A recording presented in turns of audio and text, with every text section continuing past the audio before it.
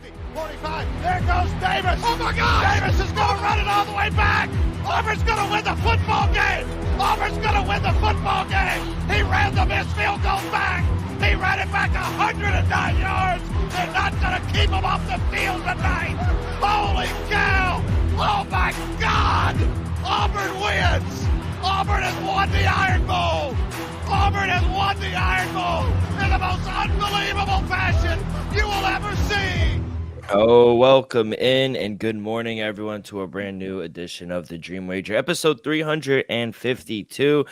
Today is December 30th, 2023. Only a few days left until 2024. As always, I'm your host, D-Rock, and joining me is my partner in crime, our NBA guru, Elvis. How you doing this morning, kid? Yeah, we're doing great, coming off the holidays, ready for another one, so happy New Year's to everybody upcoming. Let's just have a great episode, though. Hell yeah. We'll recap Thursday night football. Browns clinch a playoff spot. Week 17 plays will start on Saturday night. No Monday night football this week, so we'll go through the whole card. We'll continue bowl season as well. We got the college playoffs coming up on Monday. We'll take care of those games on Monday. Got only 6 games on the hardwood today, so Elvis, no better way to start in Cleveland. The Browns take care of the Jets 37-10. They cover the 7. Game goes way over. They covered it alone by themselves, the Browns. I think that was the only way we really handicapped this game wrong, saying, it was going to go under. But outside of that, what a game Joe Flacco had. 19 for 29, over 300 yards, 3 TDs. Had to pick 6, but outside of that, only sacked 1 time against this good defensive line. Ford ran the ball well. They ran the ball well as a whole as well. Kareem Hunt had 31 yards. And then David Njoku. I was so spot on. Yeah, it was a late scratch Amari Cooper, but outside of David Njoku, they didn't get anything on the passing attack. Jermaine Ford had that nice 50-yard little dump off, but other than that, I thought my boy Elijah Moore had a little revenge game before he got hurt. Though he's in the hospital. And I think he's good now, but he definitely was. You saw his hands. I don't want to poke fun or anything, but my man was not there. Yeah, but you over here justifying it. Like, that's not cool either. Nah, I'm not justifying. I'm over here saying he had a revenge game, and then you say he's in the hospital. That's crazy. No, you're trying to put dirt on the Jets, saying, "Oh, he scored a touchdown. He had a couple did. catches." All right, that's cool, but he's still ass. He's still ass. So I'm not trying to hear anything from Elijah Moore. But other than that, I thought Joe Flacco, man, he's leading this team. Now they're 11-5, and they're in the playoffs, kid. Yeah, Dill. Elijah Moore had more receiving yards than any Jet, so he had a better game than any Jet. Dill. Joe Flacco, what he's been doing, Dill, as of right now, Dill, I don't know if you know, but he's I think plus 150 to win Comeback Player of the Year. Thank you that you mentioned that, because that is the worst thing I've ever seen. He's only played since week 13. It's idiotic that people think that he should win Comeback Player of the Year. Dill, I'm not put like this. All I'm saying is he deserves it more than DeMar Hamlin. That's all I'm gonna say. If it's between those two, I'm gonna give it to Joe Flacco. If I had a vote, I'm putting Baker Mayfield there, me personally. But Dill, Joe Flacco, it was just a tale of two halves, though. Joe Flacco lit it up in the first half. Him, David Njoku, basically in the first drive, just torched you guys. I was just surprised. Basically, the first 3 drives of the game, it was no defense being played. Browns marched down the field. Trevor Siemian and the Jets marched down the field, Dill. It was surprising first half overall. And then, Breece Hall ran the ball well with the Jets. I think he had a good game catching and receiving. Trevor Siemian, Dill, to be honest, he didn't look that bad, especially in the first half.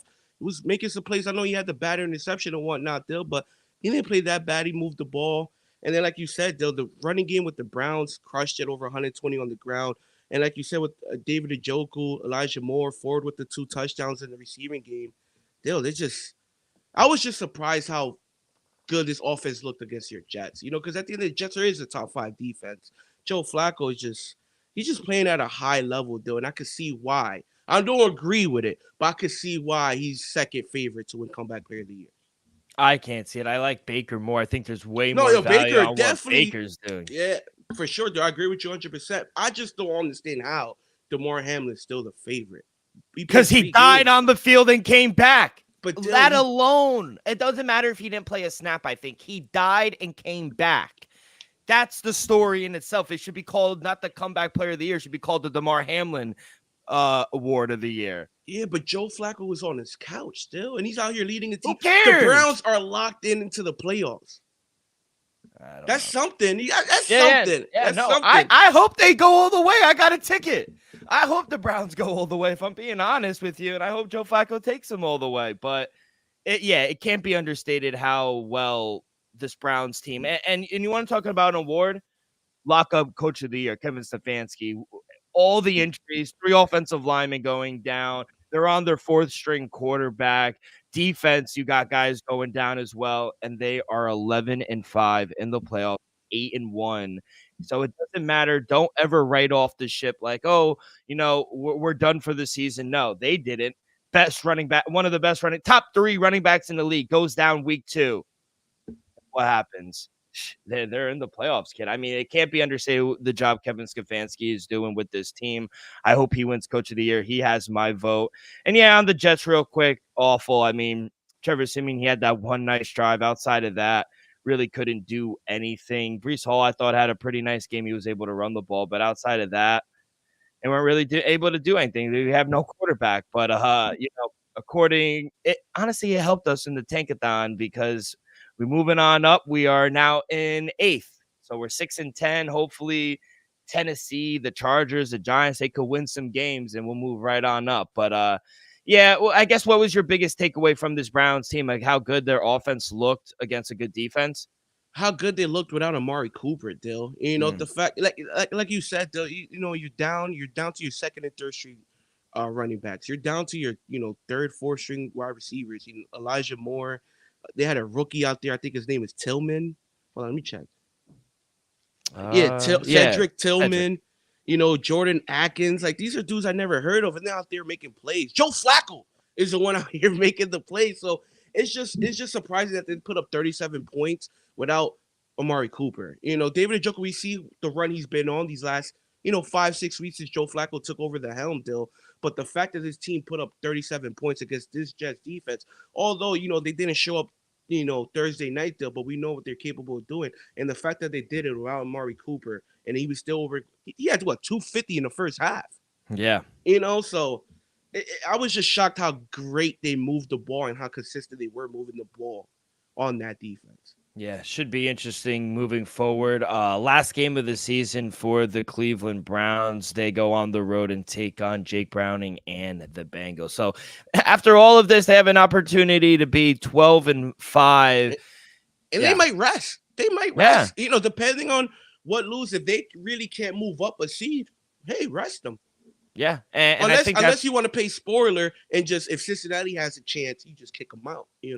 Exactly. Or and that's the same thing with the Ravens. If Ravens win against the Dolphins, they're probably going to sit all their players in Week 18 against the Steelers. Mm-hmm. And the Steelers have an opportunity to maybe sneak into the playoffs or stay above 500 for the 25th time in Mike Tomlin's year. But good win for the Browns. They take care of business. I go 2-0. I hit in the first quarter. Jermaine Ford, anytime touchdown, and David Njoku, 2 catches.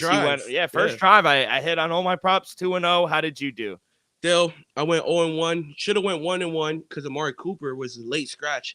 Dill, the way Joe Flacco on that offense is moving, there's no doubt my man Amari Cooper would have. I'm going to say, if David went for 130, I'm going to say Cooper goes for anywhere from 80 to 110. I don't know about a touchdown, but definitely around 100 yards. All right. Before we get into Week 17, the rest of it, quick word from our sponsor. We are brought to you by Viva Tequila Seltzer, the most refreshing hard seltzer on the market, hands down. So no wonder why Viva was voted #1 hard seltzer in the world by San Francisco World Spirit Competition. With only 88 calories, 0 carbs, 0 sugar, and a light 4.5 ABV, Viva is the perfect drink for your post-game celebrations as it was created with that active lifestyle in mind. We favor tequila seltzer because flavor is the spice of life, and we like our drinks with just a kick, just like how we like our lives. Whether it's Huckleberry playing around a golf with the boys or an elderberry on a Saturday night watching Cowboys-Lions, it doesn't matter. Our favorites pair perfectly with that Artisanal Blanco tequila for that subtle and refreshing drink. Our belief here at the Dream Wager and at Viva is to live long, live well, and live it up. All right, like you said, only one Saturday game tonight. It's going to be Boo. Detroit at Cowboys. Hell of a game, though. I know it's only one game, and I think we've been spoiled with 3 games on Saturday for the past month. But it is a really good game. Can't wait to see. Let's dive into it. Cowboys hosting the Detroit Lions. Cowboys laying 5.5 at home, minus 250 on the money line, plus 205 for Jared Goff and the Lions. Over under sitting at 52.5. How do you like this one? Still, tonight in Jerry World, Jimmy Johnson, one of the greatest coaches of all time, will be retired in the Ring of Honor in Jerry World. You're going to have the lights of Troy Aikman, Michael Irvin, Emmitt Smith on that field today. Legends, Hall of Famers, first ballots. Still, I just feel that this Dallas team, coming off 2 straight road losses, coming back at home, and having a coach that should have been retired in that Ring of Honor 20 years ago, making it happen today. I could just imagine Michael Irvin in that pregame locker room saying, "You boys better show up today. Jimmy Johnson in the Ring of Honor. You boys better do something." I'm telling you right now, Dallas is going to perform at a high level we saw a couple weeks ago, when they went on that 5-game winning streak. CeeDee Lamb was over 100 yards every game, setting Cowboys record. By the way, CeeDee Lamb is 3 catches away from breaking Michael Irvin all-time Cowboys receptions record, by the way. With that being said, it's bigger than that. Give me the Dallas Cowboys minus 5.5 at home. This team been undefeated all year at home. I think they won something ridiculous, continuing from last year, like 13 straight home games. They're just a different level. They play at a different level at home, Detroit, the inconsistency factor been there all year. We saw them play 2 straight games very well. No turnovers by Jared Goff. I think he gets a turnover today, Give me the Dallas Cowboys minus 5.5 at home. Give me the team total for the Dallas Cowboys over 28. They've gone over this in all 7 home games this season. You go back to the first game of the season at home against the Jets, they scored 30. Against the Patriots, they scored 38. Rams 43. Against the Giants 49. Seahawks 41. Redskins 45. Eagles 33. They score over 28 points in all 7 games. They're 15 of 24 games, over 63% dating back to 2021. So at home, they just love to put up points. They can put up points. I still worry about the defense of the Lions. I think they're a little inconsistent. And I do think after losing 2 straight to the Dolphins and the Bills, I think the Cowboys, like you said, I didn't even know about the Ring of Honor, and that just adds a little more fuel to the fire for this offense. So my one wish for this offense, they got to get Tony Pollard going, whether it's in the receiving game, whether it's running the ball, they got to get this man going. So I was going to, based on that, take him over 16.5 receiving yards, but I want to see it first before I take it. So I might have another play, but officially Dallas team total over 28 points is my official play. Let's go to Sunday. Best game of the day. 2 number 1 seeds going at it. Baltimore Ravens hosting the Miami Dolphins. Ravens laying 3.5 at home, minus 172 on the money line, plus 144 for the Dolphins. Over unders at 46.5. It's for the number 1 seed, kid. Who do you got? Ravens, Dolphins. This is a tough game to handicap, personally, just because at the bank, we saw the only thing. This is what I come to mind, Remember when Detroit went to the bank and didn't get a first down the whole first half? Yeah. I'm not saying Miami's gonna perform that badly, but I'm just saying, bro, we saw the high level that Baltimore Ravens played last week in San Francisco. We saw them turn over Brock Purdy 4 times, 5 total. One boy, Sam Donald, came in. I just feel like this defense right now playing at a high level. Lamar Jackson, remember, people, he got paid last season, but he's trying to show the world, like, yo, bro, I deserve this money, and I'm underpaid.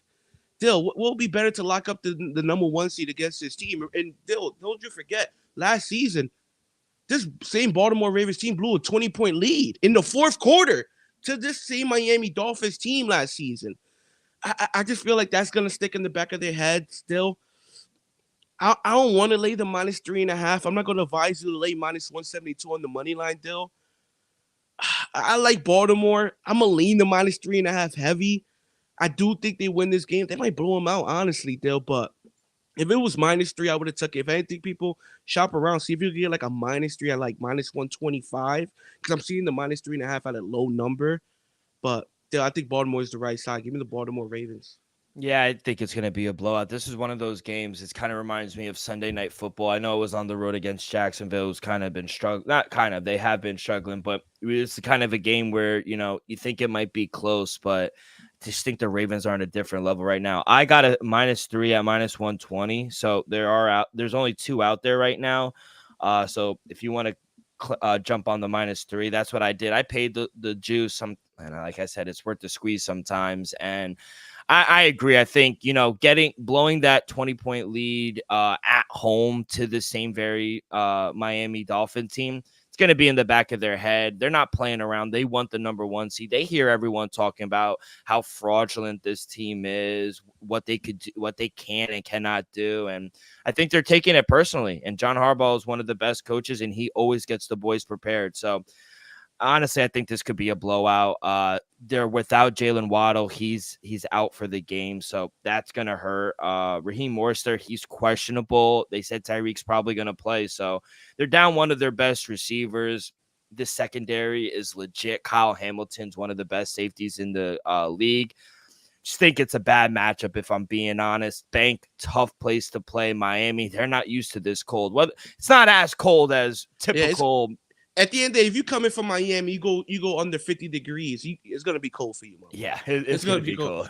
And Dill, side note real quick, Dill, it's going to be a little extra motivation too, just because for Lamar Jackson, he wins this game. He solidified that number 1 seed. Dill, he might just wrap up the MVP with an extra week to go. You know, understand? If Tua wins this game, he might shoot up as the favorite for the MVP because he has his team as the number 1 seed. So if Lamar takes care of business today, he doesn't have to have a great game. But if he just has, a couple touchdowns, no turnovers, he could possibly solidify this MVP tomorrow.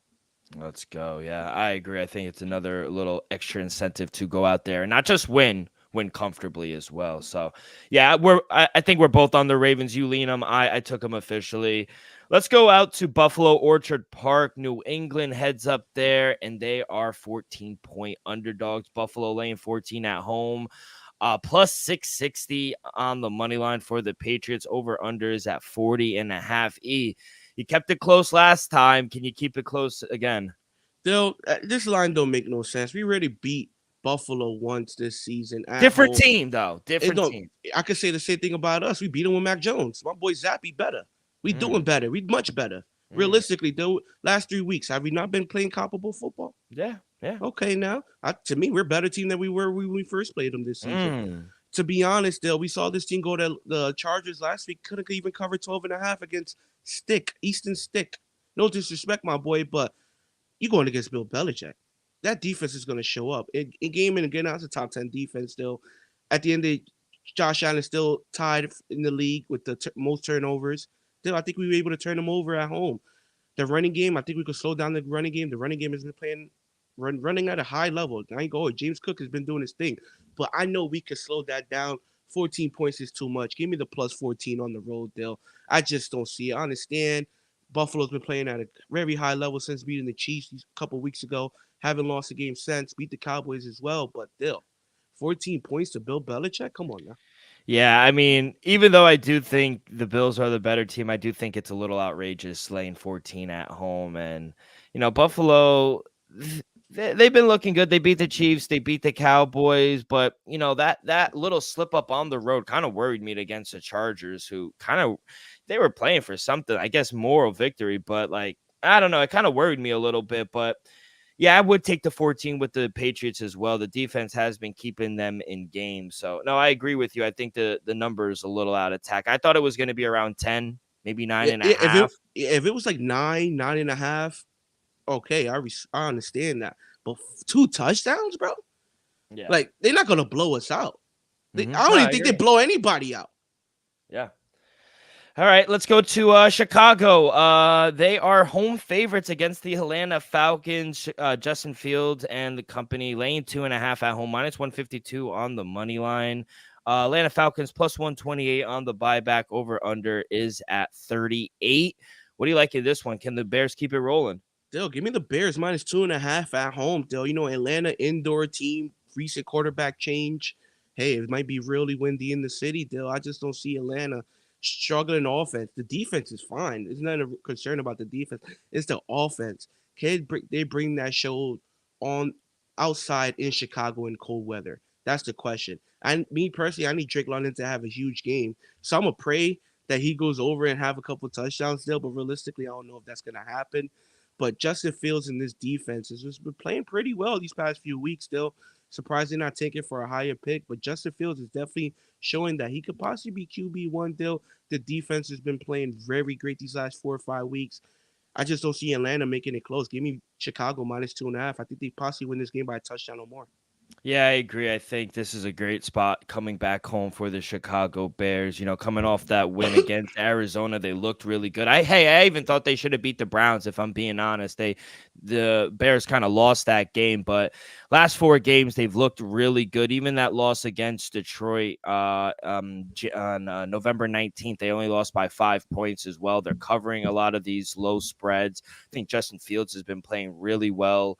So, yeah, I agree. I think the number is extremely low. If you don't want to lay the 2.5, I take them on the money line if you want to pay the juice. But I think they win by a field goal or more. I agree. I think give me the Chicago Bears -2.5.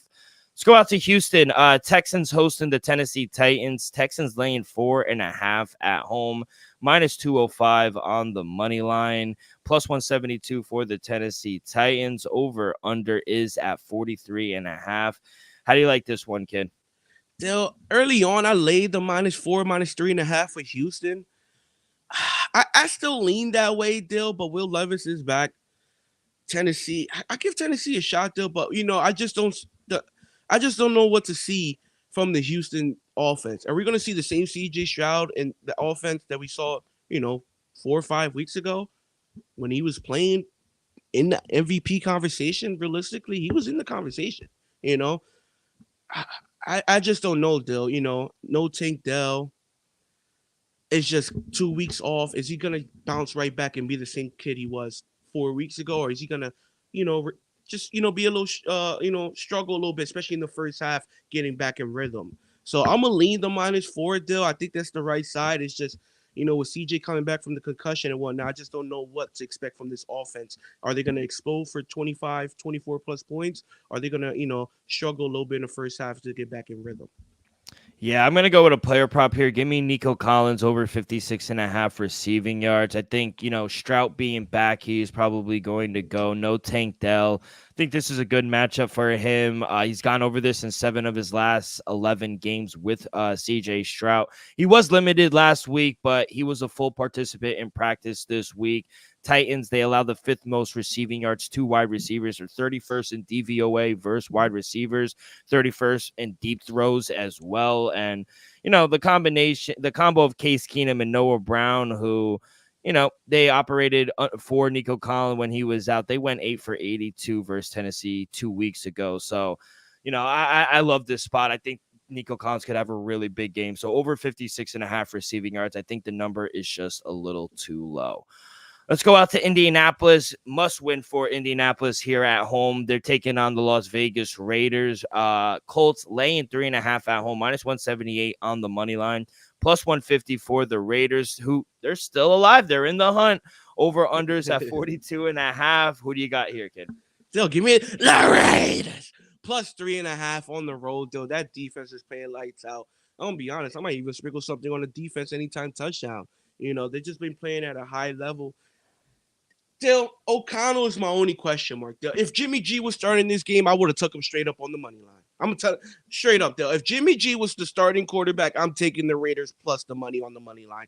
But with O'Connell, do I expect him to have more than completions than just in the first quarter? Absolutely. But Dill, am I confident that he's gonna, move the ball consistently? He's gonna put up 20 plus points if his defense is not the one giving him short fields, getting him points on the board off a pick six, strip six, or something like that. At the end of the day, I just feel like it's gonna be a nip and tuck game, and I think the Raiders are live dogs in this scenario. Give me the Raiders plus 3.5. Yeah, nothing here. I do agree, though. I think the way the Colts have been playing, Gardner Minshew hasn't been playing all that Yeah. well past couple games, and I don't know. I just think there's something about this Raider team, coming off 2 big wins, staying in the hunt. Like, they have an opportunity to win the division, as crazy as that sounds. If the Chiefs wind up losing this next 2 and the Raiders win out, they're winning the division. That's insane to me, but they look good. Like you said, the defense is playing well, and it's because of the hook. I think that's what's really enticing me about leaning with the Raiders, 3.5. Gardner Minshew he worries me. You talk about Aiden O'Connell. Gardner Minshew's been worrying me the past few weeks. So maybe take him anytime interception. I think the defense has been playing really well. Defense is going to do something. Yeah. So I agree with you. Nothing official, but I do lean with you. I would take the Raiders plus 3.5 as well. Let's go out to MetLife. The New York Giants are hosting the Los Angeles Rams. Rams laying 6 on the road, minus 255 on the money line, plus 6 for the New York Giants, plus 210 for the new quarterback, Tyrod Taylor and company. Over unders at 43.5. Can Tyrod Taylor win this game? I give him a shot. Though, realistically, just, but Matthew Stafford and this Ram team is offensively been playing at a high level. Defensively, they've been okay, average. And that's what you need. Matthew Stafford, Cooper Kupp, Puka Nacua, DeMarcus Robinson, Kira Williams, second in the league in rushing yards. Still, the offense, they're healthy. My boy Tyler Higbee, I understand he's not a household name, but he could make some plays as well, Dill.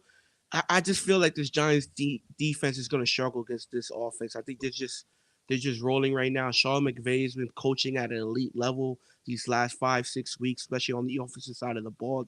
I just don't see the Giants slowing down this offense. So give me I'll lean the minus 6 on the road, but I'm gonna just put them in a two-way teaser. So I'm gonna tease down the Rams to basically a plus a half, minus whatever you want to call it. I just feel they're the right side. All I need them is to walk out with a victory, and I think they do that convincingly. But to play it safe, tease them down to basically to a plus 0, people. Yeah, there's no need to come off of this prop. Give me Cooper Kupp over 5.5 receptions. Kupp, he's been over 5.5 at That's minus disrespectful. I know. And it's not like this. They have a good secondary either. Kupp, it's not like it's raining. It's about to be 50 degrees tomorrow. Yeah. Cooper Kupp, he's gone over this in 6 of 10 games with Stafford this season, including the last 4. He's gone over this in 4 straight. And Giants, they play man at the highest rate in the league. I just think that creates a lot of funnel for especially Puka Nacua, Cooper Kupp. And, Cooper Kupp is 9 out of 10 times Cooper Kupp is Matthew Stafford's first read, and I think he's going to get open a lot. Cooper, he has 38 of Stafford's 99 targets this season when they play together. So I see him for like 7 to 8 catches, maybe 10 targets. I think he has a big game. I would even take Cooper Kupp anytime touchdown plus 140. I think that's a really good number as well, getting probably one of the best wide receivers in the game at plus money anytime touchdown. So, yeah, I agree. I think the smartest move to take the Rams in a teaser, but give me Cooper Kupp over 5.5 receptions as my official play. Let's go out to Maryland. Washington Redskins hosting the 49ers. 49ers, another double-digit favorite, laying 14 on the road, minus 950 on the money line, plus 650 for the Redskins. Over-unders at 49.5. 49ers need this, kid. They got a couple teams fighting for that number 1 seed. They bounce back here? Come on now, Dale. Of course they're gonna bounce back. The Washington Commanders switching QBs. My boy Super Bowl champ Jacoby Brissett will be starting. Dale, I'm not gonna say late minus 13.5, minus 14 on the road, but if there's a time and a place, it's tomorrow in Washington, Dale. To be honest, I might have to lay the minus 14, Dale. The 49ers at the end of this is like a bounce back game. They got to cross the country. They just got blown out by the Baltimore Ravens at home on live television on Christmas night. That's embarrassing, though. So I think they got to go out there, win this game by at least 20. They got to win this game by 20. I'm gonna lean the minus 14. I'm not gonna, you know, advise to lay it, but still, George Kittle had a huge game last week. Ayuk had a huge game. They just, they were just outmatched. I just feel like, the same people, Debo, Christian McCaffrey, they're gonna have good games. It's just defensively, they're gonna be able to stop Jacoby Brissett. Though, let's just be honest. I feel like the defense is gonna be flying against that offense. I don't see much. I hope Jacoby Brissett the best, but it's gonna be a long afternoon for that boy. Do you know what team has the longest losing streak in the NFL right now? Longest losing streak might be the Commanders. Redskins losing 6 in a row. It's just bad. They're in tank mode right now. I do like Jacoby Brissett for what it's worth, but I don't think he has a chance. I think they're getting the 49ers at the worst possible time, getting blown out on Christmas at home, and now you're next in line. They're going to take their frustration out on you, and I think that they still have something to play for. They're still fighting for that number 1 seed. So yeah, I wouldn't lay. I do see 13.5 as well. Maybe want to tease them down a little bit, but maybe take them in the first half. Maybe they come out really strong, but yeah, I would lay away. Maybe take Curtis Samuel anytime touchdown. He has been getting in the end zone a little bit, and Jacoby Brissett's been slinging it. I mean, he came in the middle of the game against a good defense, and he was lighting the Jets up. So I think he has opportunity to have some success against this 49er team. But yeah, I think 49ers are going to wax them. So I would lean with the 49ers here. Let's go out to Jacksonville, another bad team. They've lost 4 in a row. Can they bounce back here against the Panthers? They're at home laying 3.5, minus 215 for the Jaguars, plus 180 for the Panthers. Over-under is at 36.5. Trevor Lawrence is out of the game. And they're still laying 3.5, kid. What do you think here? Dill, I ended up teasing the Carolina Panthers up to plus 10. I think this is the perfect scenario, Dill. We've seen the Panthers be competitive for a couple straight weeks now, putting up 30 points last week, covering the plus 4 against the Packers, seeking out a win against Atlanta Hawks, Dill. Can't lie. Falcons. I said the Hawks. Atlanta Falcons. Still, at the end of the Carolina's been playing a little better, and to be honest, without Trevor Lawrence, honestly, Trevor Lawrence could have been out there. The Jacksonville Jaguars team hasn't been playing good football, and now you expect me for Bedford to go out there and win this game by 4 points or more? I just don't see it, Dill. So I'm gonna play it safe. Give me Carolina, tease them up to plus 10 people, and I'm telling you right now, that's going to be a good one.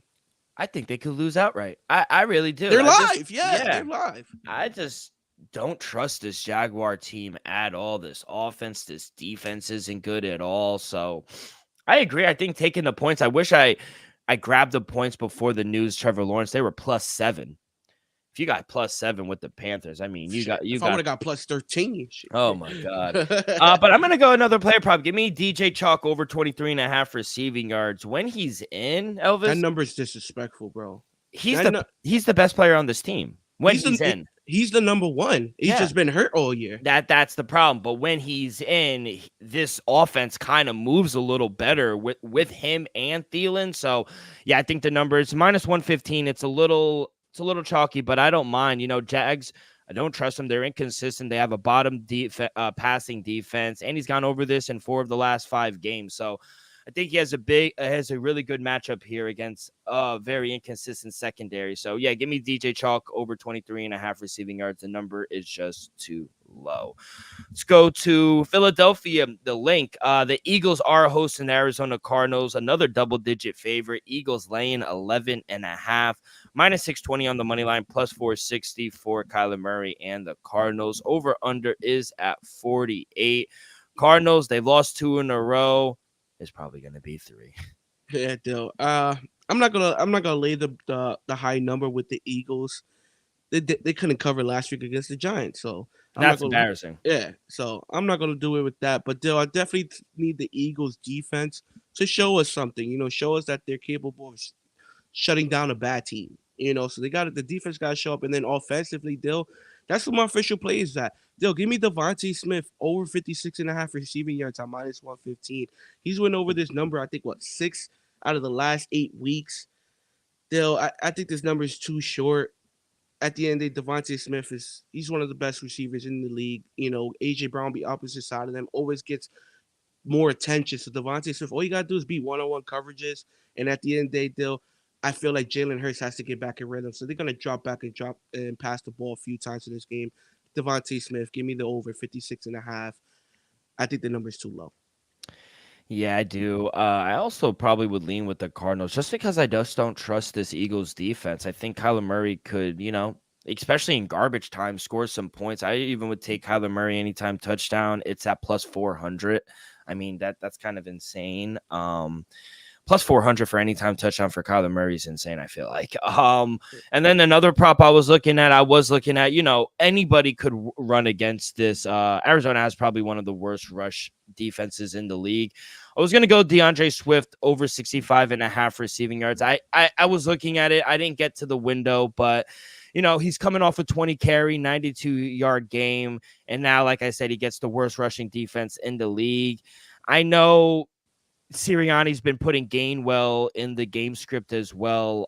But I just think with DeAndre Swift, the number, I think, especially when they're going to be up, they're going to be running the ball a lot, especially in the second half. I think in garbage time, he could get over the 65.5 rushing yards. So that's how I kind of would lean. I would kind of attack the rush defense for the Arizona Cardinals. So didn't get there yet. I might. So just make sure you guys check out the action app.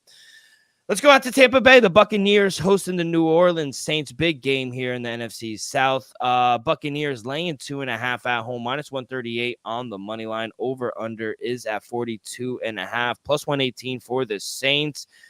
Can Baker Mayfield keep winning? I'll give him a shot, to be honest. Baker Mayfield winning a 4 straight. They've been playing great at home. The Saints they're just, they're either going to put up 20, 30 points or they're going to just show up and give you 10. It all depends on Derek Carr. Can he take the show on the road? Can he be consistent? Can he have a good game? Can he not turn the ball over? I think both defenses are going to show up, perform at a high level. Give me the under, 42.5. I know that's a rare sighting, but Elvis is taking an under. Yeah, under. I just don't see, Baker Mayfield playing a high level. I just don't see him putting up 10 of points against this defense, and I don't see it Derek Carr doing it vice versa. On the road, I don't expect Derek Carr to light up. Again, Alvin Kamara, Chris Olave make some plays, absolutely, but to put up let's just say 20, 24 points on this defense, I don't see it. I'm gonna say Bucks win 20-17. I see a low scoring game like that. Are the Bucks the better team? Yeah, you would think so, right? On paper, but the Saints got some talent. They both are talented teams still, but just on a piece of paper, I think the Bucks have a little more talent. Because I agree with you. And the reason I asked that is because the public is all over the Saints. 59% of the bets, 80% of the money is on the Saints. And I just don't understand it, if I'm being quite honest with you. They just lost to the Rams. I know it was by 8. They have a little extended rest, but this Tampa Bay team, what they've been able to do, winners of 4 straight. Their defense is playing at an all-time level right now. Baker Mayfield's taking care of the ball. Mike Evans has been a beast. Rashard White, he goes under the radar, but we bring him up every week. I really just don't get it. I truly don't. The Buccaneers blew them out on the road this earlier in the year, 26-9. I don't get the number. I'll lay the 2.5. I'll even take them on the money line. I think they win by a touchdown again. I think this could be a blowout. I don't understand the line. I don't understand all the public play on the Saints either. Like, I get it's do or die, but the Bucs are just a better team. I wouldn't even say on paper. They're just clearly the better team. They have the better quarterback. They have the better defense. They have better receivers. Maybe you could say coach. No, I would take Todd Bowles over Dennis Allen, if I'm being honest. So I don't understand this line. To be honest, I thought the Bucs would be laying like 5.5, 6, especially what we saw earlier in the season, the recent form of the Bucs. inconsistency from Derek Carr and New Orleans Saints. Hey, now if you tell me Jameis Winston is playing, hey, anything is live with Jameis Winston. If Jameis Winston is playing, give me Alvin Kamara over, Chris Olave over, Everyone over. Rashid over, everybody, because Jameis Winston's gonna go for 352 interceptions. with three TDs though, too. With 3 TDs, yes. Jameis Winston is what we need to see on Sunday. If Jameis Winston plays, I'll be happy because I've said it this whole season, and it's no disrespect to Derek Carr, but I'm tired of watching him on TV, just like how I'm tired of watching Trevor Siemian play. These guys, no disrespect, but they don't need to be playing the NFL anymore. It's over for them. Is that a little harsh? Yeah, but no. But at the end of the day, I can see at the end of the day, from a fan perspective, we want to see the starting QBs. Yeah. Like, we haven't got to this game yet, but the Chargers and Denver game, it's Stidham versus Easton. Yeah. Stick. No. At the end of the day, I don't want to watch that. No one wants to watch it. That's the point, bro. And I understand Derek Carr's as tough as nails. I get it, but we're done watching you, bro. I'm done. Yeah, that's one of my favorite plays. Give me the Bucks -2.5 on the money line as well. Whatever you want to do it. Let's go to the 4:00 slate. We'll go out to the Pacific Northwest. Seattle Seahawks hosting the Pittsburgh Steelers. Another backup quarterback showdown. Yep, gotta love it. Wait. Geno is back. Geno's back, but Geno's back. Geno's back. Mason Rudolph is starting for the Steelers right now. Seahawks laying 3.5 at home, -178 on the money line, +150 for the Steelers. Over unders at 41.5. Hey, big win for Mason Rudolph last week. Can they keep it going? I don't know if they can keep it going, but they'll make it close. I'll tease the Pittsburgh Steelers up to +9.5, and that's my two-way teaser. Give me the Pittsburgh Steelers to +9.5 with the Carolina Panthers at +10. I see the Steelers either sneaking it out or just losing a very close game. I don't see Seattle, marching up and down the field against this defense, like they did against the Cowboys in Jerry World. I just don't see it. I see more like a game we saw against the Philadelphia Eagles, like a late run, maybe like a 20-17 finish, something like that, But I just think Pittsburgh make it close. The defense is going to show up. TJ Watt had a monster game last week. I expect him to continue that this week. And I expect Mason Rudolph not to be as good as he was last week, but, just to take care of the ball, make some throws, hit George Pickens a couple of times because for some reason that worked last week. So I hope he continues that. So give me Pittsburgh +9.5. 9.5. Oh, you put him in a teaser. Yeah. I would even take him. I think it's a great teaser spot. You get him up to a 2-score. I would even take him +3.5. I think the Steelers could win outright here. I don't trust Geno Smith. I think he's been playing hurt, and it's clear he's been playing hurt. DK, he's questionable. And I like this defense. What they showed me last week against the Bengals is the defense I think we've all come to know. And I just think they're alive here. I think Mason Rudolph could keep this game close, and they need to win to keep their playoff hopes alive. So I would actually take the +3.5 with the Steelers. I think they win outright here, and they're probably my dog of the day. I'll take them +150 on the money line. I think the Steelers win. Mike Tomlin's not going to lose. Let's go to what's the next game? Oh, let's go to Kansas City, where the Chiefs 1-3 in their last 4 games. You got Patty Mahomes crying. We got Travis Kelce throwing helmets.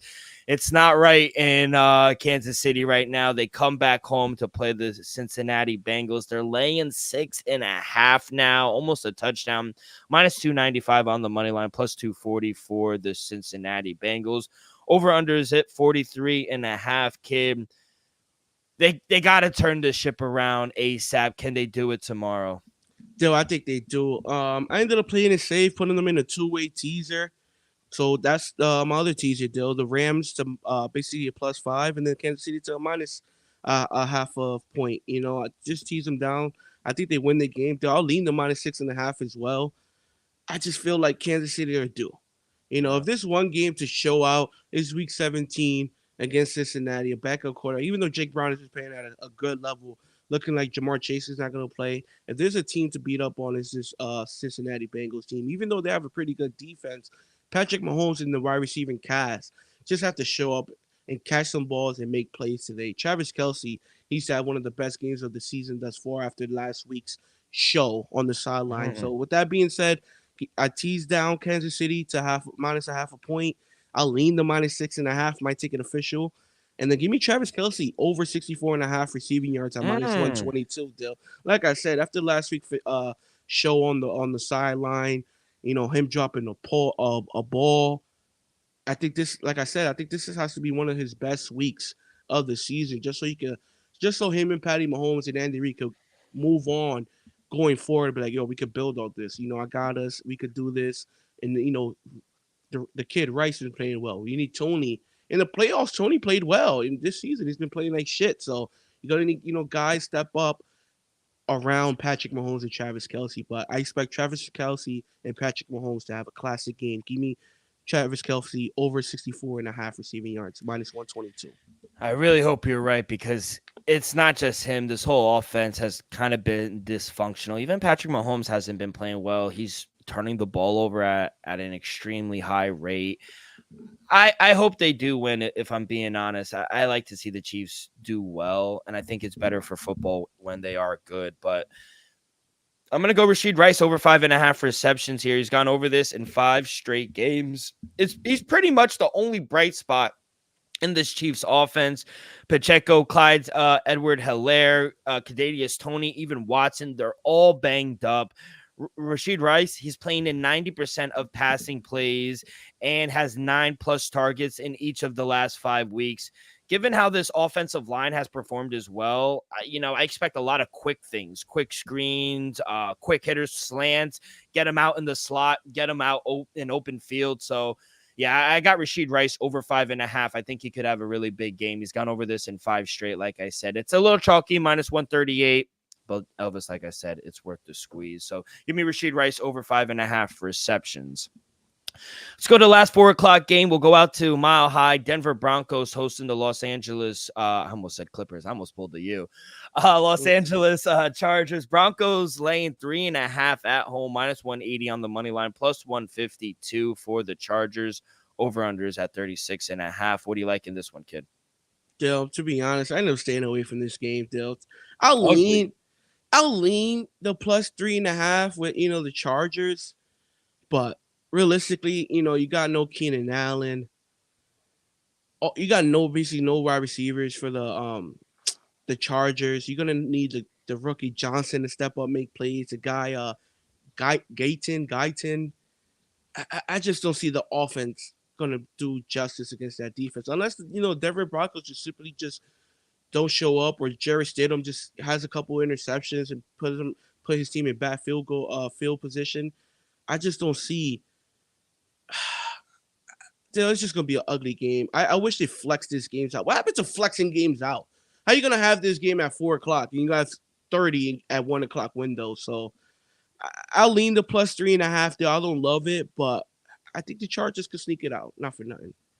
Yeah, no, this is just an ugly fucking game. I don't want anything to do with it. I really don't care who wins. I think Broncos are the better team on paper, but they could lay an egg like they did last week. So I really don't want to put my money on either of these teams. They're all banged up. Nothing really to play for. So, yeah, it's a total stay away game for me. It's one of the worst games on the board, in my opinion. And then lastly, Sunday Night Football will go out to Minnesota. The Vikings are hosting the Green Bay Packers. Close on the odds. Short favorite for the Minnesota Vikings at home, minus 116 on the money line, minus 102 for Jordan Love and the Packers. Over-unders at 43.5. What do you like in this one, kid? I'm going to lean the Packers. I might take them officially come tomorrow. If anything, I think they're like plus 102 or minus 102 on the money line deal. But I'm going to take an official prop in this game deal. Give me Aaron Jones over 51.5 rushing yards. This number is disrespectful.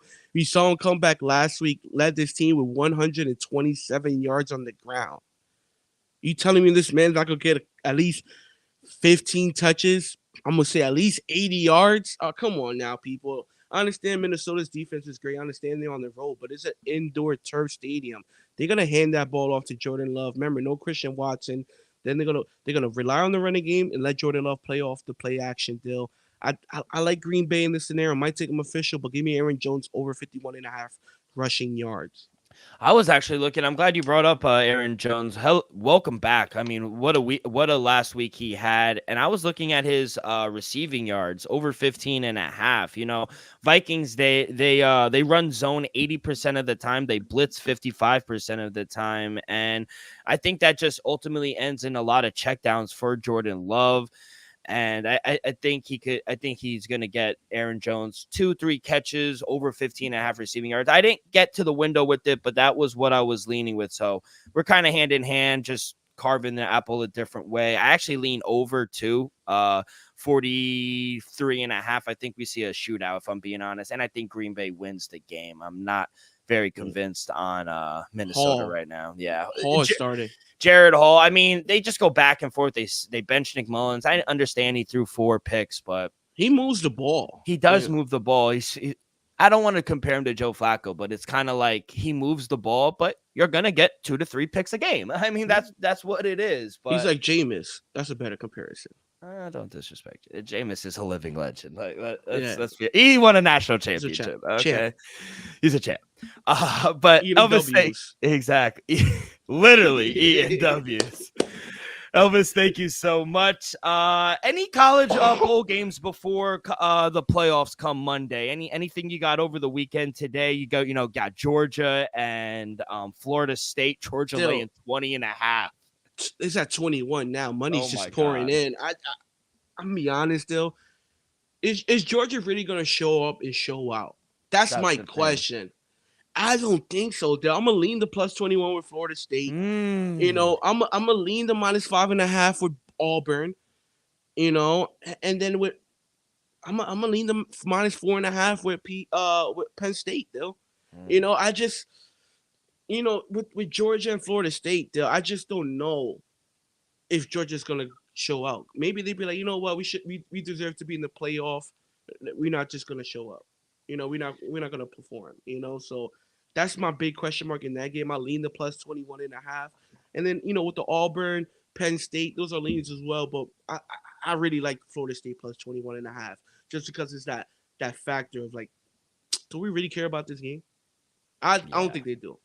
Yeah, I think. I mean, I'm so cold in college right now. I mean, Ohio State absolutely gutted me last night. I mean, I'm literally lost the words of how the poor performance they did. I went 0-2-1 yesterday. Oregon State plus 10.5. They lost by 30. Clemson -3. They pushed. And Ohio State -4. They fucking lose outright. They only scored 3 points. I mean, it was a shit show yesterday. I agree. I lean Florida State plus 21. I think the number's a little outrageous. I lean Maryland plus 5.5, if I'm being honest.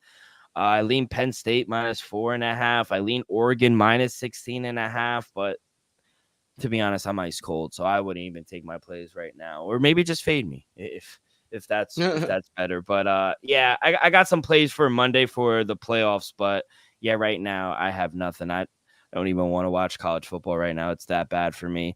Let's transition over to the Hardwood Kid. Only 6 games on the slate for today. What do you got for us? Let's start it off. 5:00 start. Miami Heat taking on the Utah Jazz. Over under sitting at 229.